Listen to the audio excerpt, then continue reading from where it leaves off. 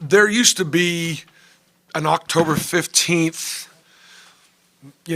midnight madness start to the basketball season. I grew up with it, and that's the way it's been for a long time. And it's just really different now, and it's way better now, because as we have our first really press conference to start the official first day of practice, we've been going all summer, we've been going all fall, and the NCAA really made a nice job making adjustments in the rules, allowing us to work with our student athletes in the off season. And yeah, the number of hours we get on the court is not the same in season as it is preseason. That's fine. Part of that was a reaction to European basketball absolutely beginning to, and they still have, but makes huge impact in the NBA and the guys getting drafted, because our college players were not able to be trained like pros, like they were able to train them overseas. And you want to be a great chemist, if you want to be a great scientist, if you want to be a great doctor, if you want to be a great attorney, if you want to be a great musician, if you want to be a great basketball player, these guys know one thing and one thing only, and that's work. Hard work. That's all they know. And so to have at one point actually legislated against the ability to work hard, as, again, student athletes, you can do both. You can be a full-time student, and you can train to be the best possible basketball player that you can be. So as a result, this first day of practice just does not feel like the first day of practice. All right, that said, I would say going into this first day of practice, I know less about this team than many of the teams that I've coached. And I've only brought in, let's say, 2 freshmen and really 3 transfers.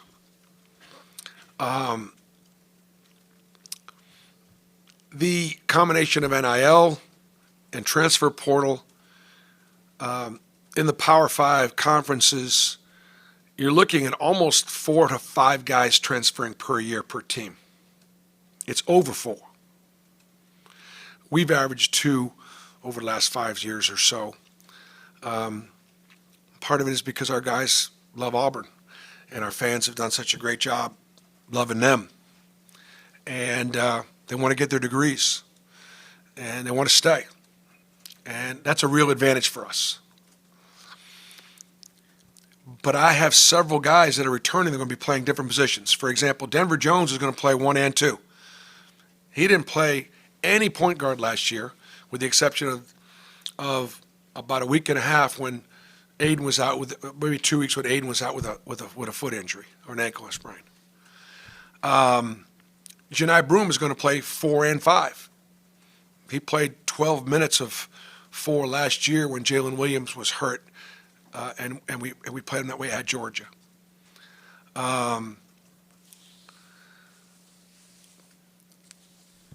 Tahad Pettifor was a guy that was absolutely going to come in, and I was only going to play him off the ball.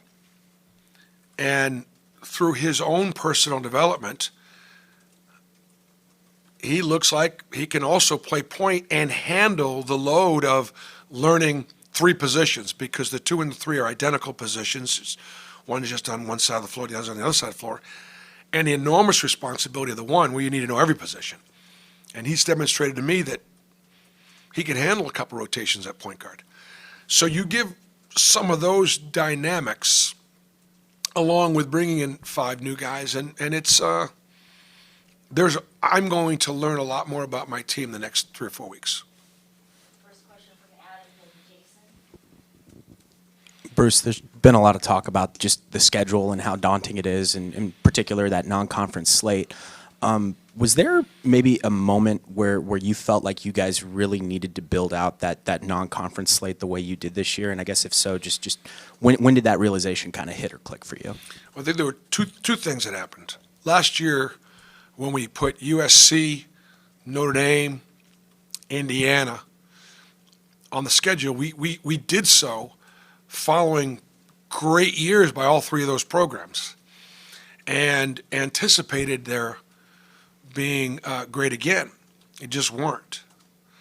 And so if it wasn't for our record, the margins of our victory and some of the analytics, we weren't going to have enough quad one wins to really be better than a 5 seed. That was one factor, just the recognition of the importance of that non-conference schedule.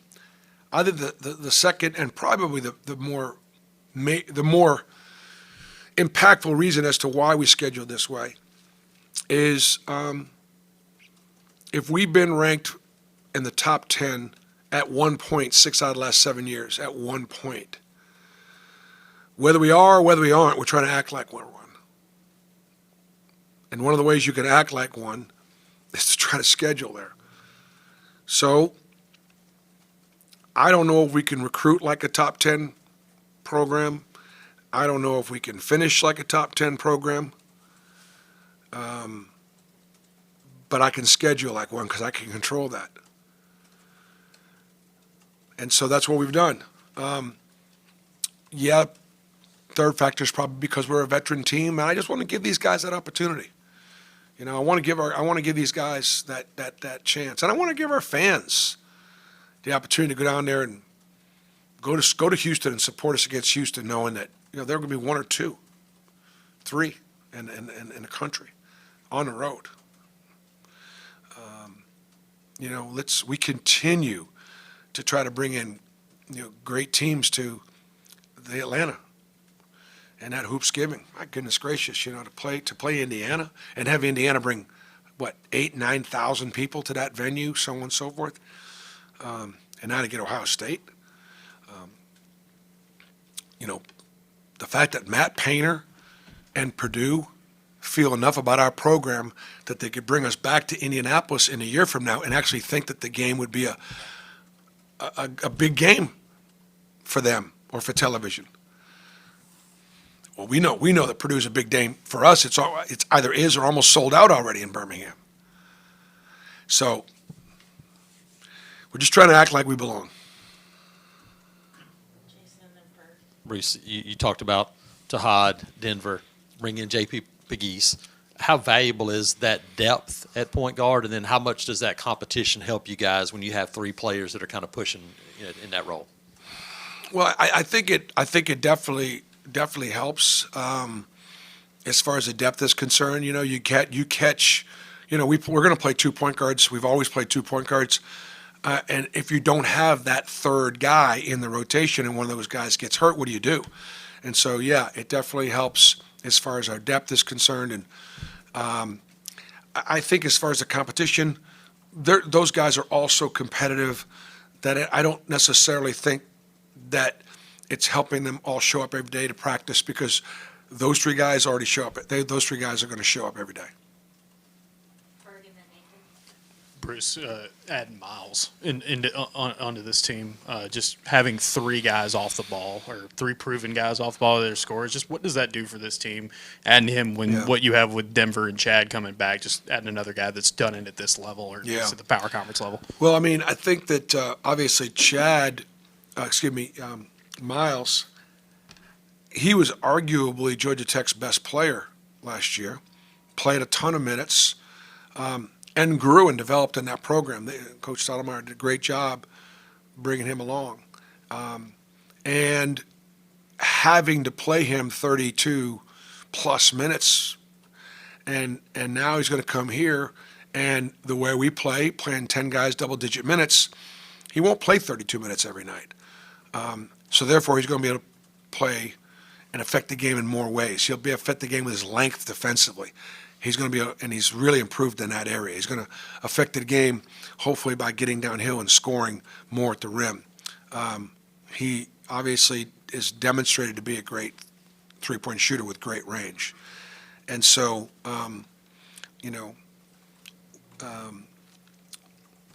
so much of how much better we are with those guys out there, I probably won't know till Florida Atlantic on November 1st, Furman at Furman on October.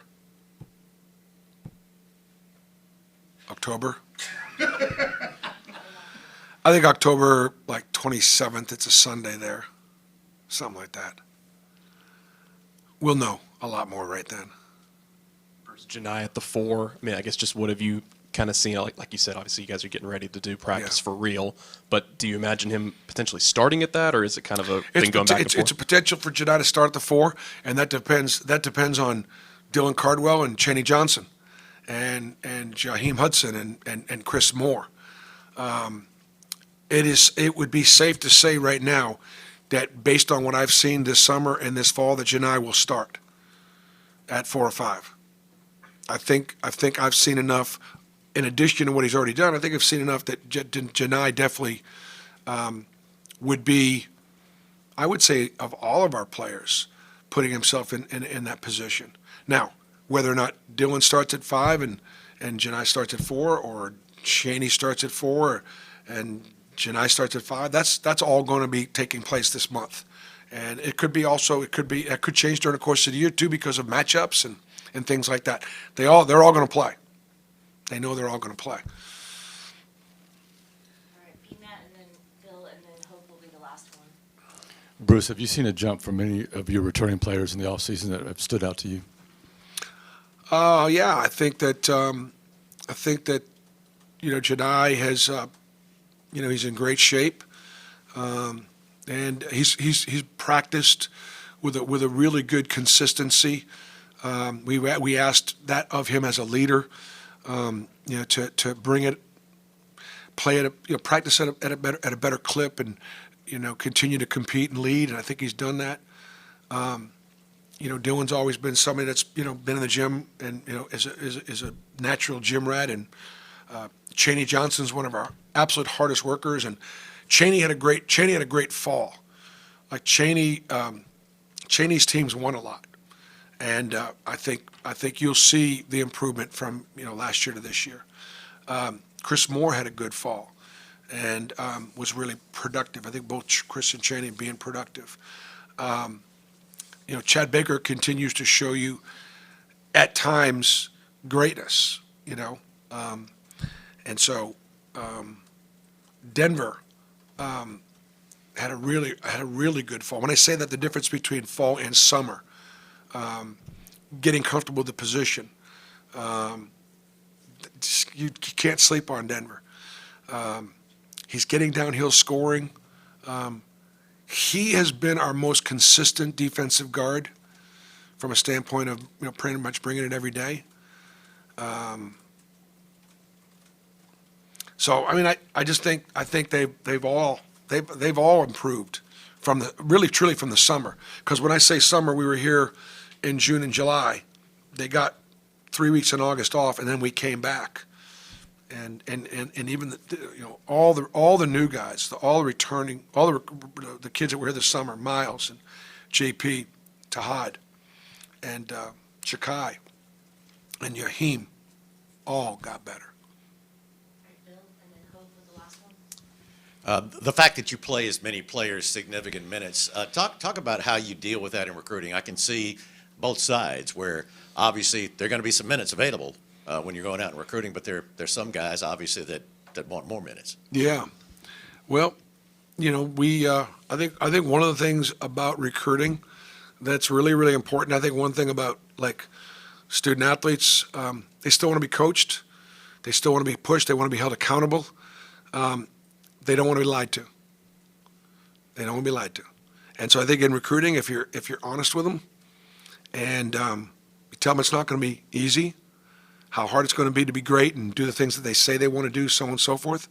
But they also understand that if they come to Auburn, I use Jabari Smith as a great example. Jabari averaged 28 minutes a game. He was the best player on the floor almost every single night, if not every single night. maybe a couple of the big games he might have played over 30, but basically he averaged 28 minutes a game. We believe in that. So you're not going to have to take possessions off. You're going to be able to affect the game at both ends. You're going to play hard. My job is to. A lot of coaches don't think that you have to coach effort, and you shouldn't have to. But I think you do. And so we're going to play hard. And if you're not going to play hard, then you're not going to play. And playing a few fewer minutes really helps.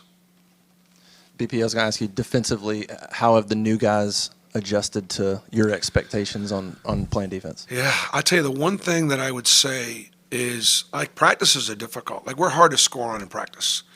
And we are. We've got great size at the rim. We've got great athleticism. It's tough to finish around the rim against us.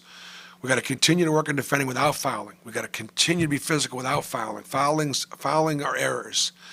And we're trying to do that.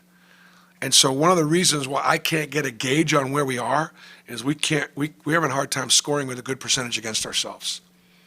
Now, does that mean we're way behind offensively and we're not ready for prime time? Or does that mean we're really good defensively? I can't tell you yet until we play some other people. The biggest difference between, like especially is the new guys. Returning guys have got a real advantage because of the way we guard. They know how we guard, and we can shell it and we can drill it. The other guys are getting caught up.